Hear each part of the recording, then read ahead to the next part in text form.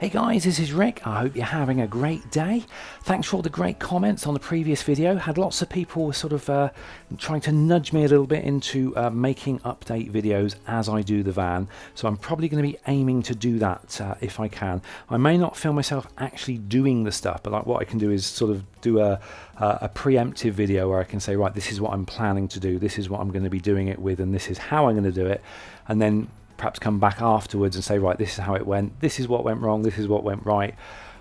So I may make videos on that basis, and that way hopefully we can get a good little series of videos going step by step, and it still not encroach on my ability to actually do this reasonably quickly. Now, you may have noticed I'm stood in the back of the van. As you know, I've got the Renault Master, a medium wheelbase, medium height van, and it's now been completely stripped out. So basically I've got rid of all of the wood panels, I've got rid of all the factory fitted paneling that came with it, and it's literally stripped back to the bare metal, so that I can get ready to start insulating, start installing things. I've got roof lights to go in, I've got solar panels to go on the roof. I've got one thing I have noticed is when they installed all of the wood, they've drilled holes in the actual bodywork, which is not fun. I can actually see outside there, and the same goes for all in the floor. You can actually see daylight where they've actually screwed the floor in. So I'm going to be going over those holes with some Sikaflex. I should be doing that today. Now also I've got, these have just arrived, and these are called Dodo Mats, and these are soundproofing mats, which you stick onto the metal panels, and they stop that horrible resonating sound. So I'm just going to have a quick look at them. Let's just have a look what they look like. So there we go.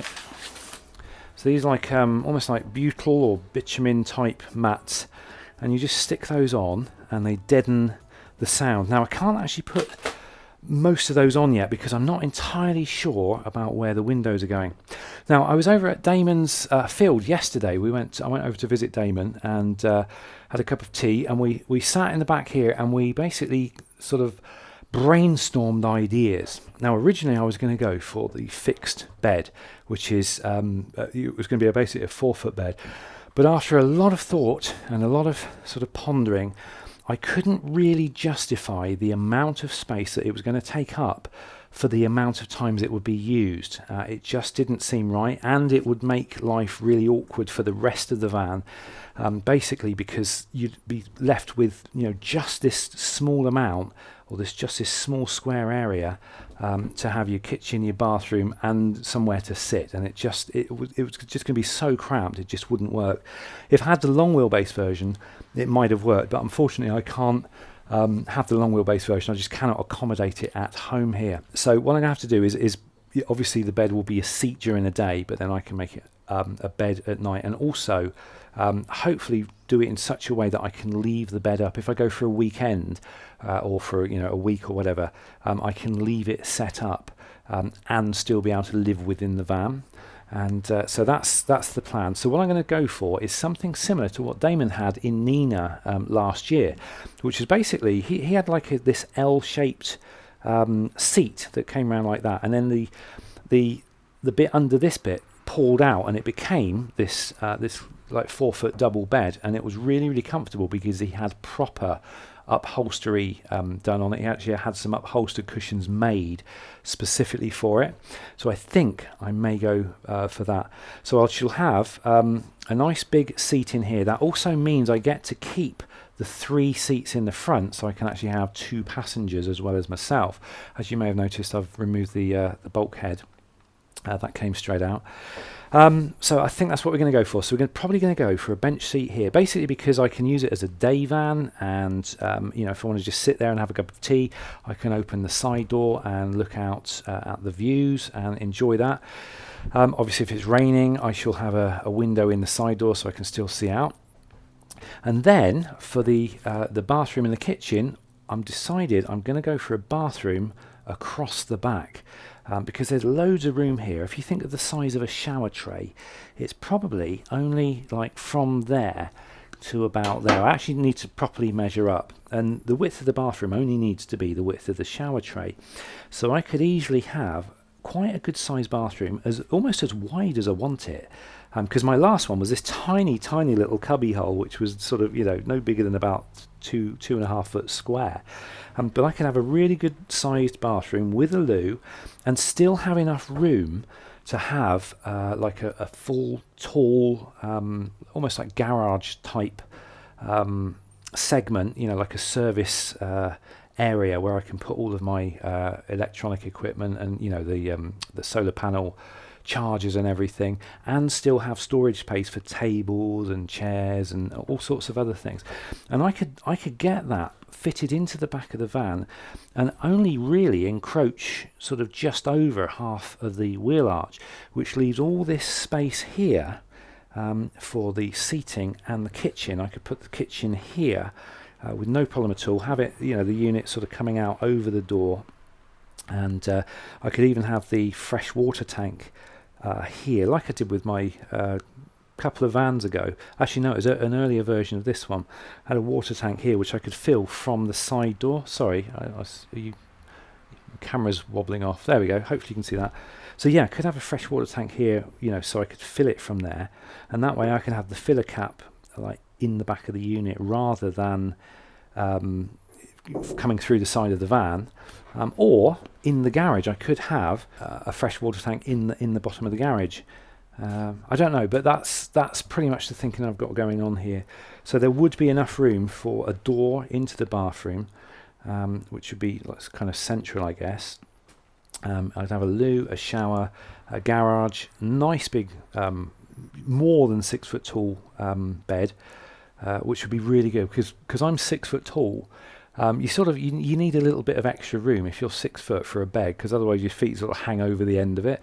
So it would be nice to have, like, maybe, I don't know, a 6.5 foot bed. I could do that quite easily, and even have extra space here, maybe for another surface, or I wouldn't need another chair because that would all be chair. But yeah, I think that's the one I'm going on to. I'm definitely going to go for the seats windows, not for the bonded windows, if I can. And what I'll probably do is have a large-ish seats window here, probably about so big. They're crazy money to buy, so I don't want to buy really big ones because they're too much money.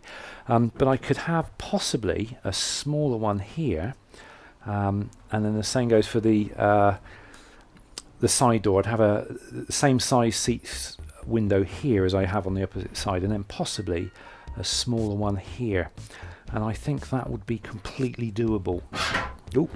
So that's basically the plan I've got going on at the moment. Today's jobs, like I say, I'm just going to be going over all these little holes with the mastic, and then at a later date I'm going to go under the van and I'm going to spray some like spray on a bitumen over the other side of them, so hopefully they'll be properly protected. And then I need to figure out some sort of size for shower tray and loo, and once I figure that out I can actually start marking out, probably marking out on the floor with a bit of masking tape exactly where everything's going to go, and then we can take things from there.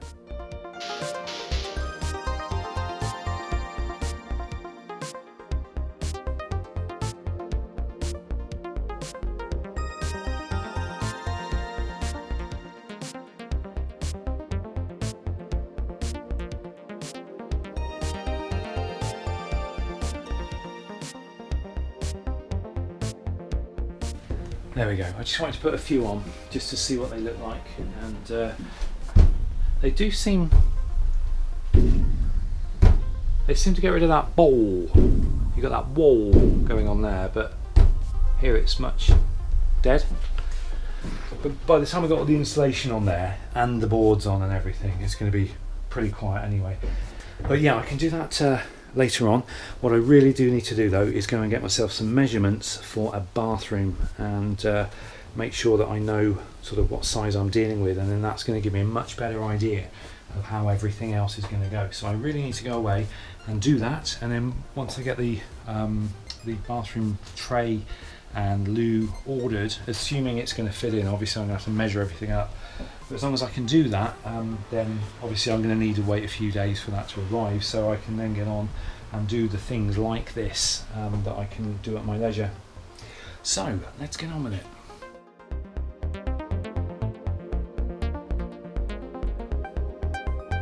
So it's all done. I've figured it out. I know exactly what's going on now, so it has now been decided because all the parts have been ordered. I've ordered the windows. I've got a window going in there, a small window there, and one in the main door over there. I'm not going to go for a window here. I think I'll just leave that one blank for now.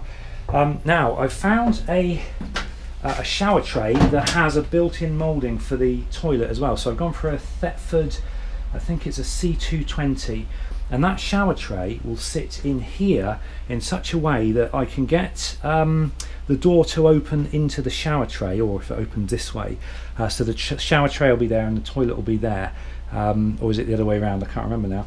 But we've worked out that I've had a good look underneath, and the area for the drain, the largest area I've got for the drain is here. So I've worked it all out and it's going to be fine. So once the shower tray arrives and it's fitted in, I can then mark off where everything else is going, and I'll know exactly what's what. But I'll need to get the shower tray at least lined up and ready so that I can work from that. So that's going to be my starting point. Now in the meanwhile, before I actually even go near there, what I've got to do is insulate everything, and before I can do that I've got to put this stuff on, I've got to put the windows on, and I've got to put the roof lights in. So they're going to be my upcoming jobs, which are going to happen next, obviously in the next video. I'm not going to do them today. Today all I'm going to do is just patch up these little holes. But so hopefully the next video I will be either putting in windows or cutting holes in the roof. That's a really scary thought, a brand new van and you're cutting holes in it. I don't think I could ever get used to that. But there we go. So that's it for this video. This is just a little catch-up video. Finally decided on an actual layout. I'm not going to draw out plans for it. I don't work like that. I tend to just make it. I see it in my head and I make it, and that's how it's going to work. Like I say, I will do a lot of working out on the bed to make sure that it's going to be a really good quality, comfortable bed, and I'll be able to leave the bed made up and still be able to live in here. So those are the two prerequisites that I've got that are going to be, absolute. But for the rest of it, we'll have to wait and see how it turns out. So that's it from me for this video. Thanks for watching. Have a great rest of the day, and I hope to see you in a new video coming up very, very soon. Till then, take care.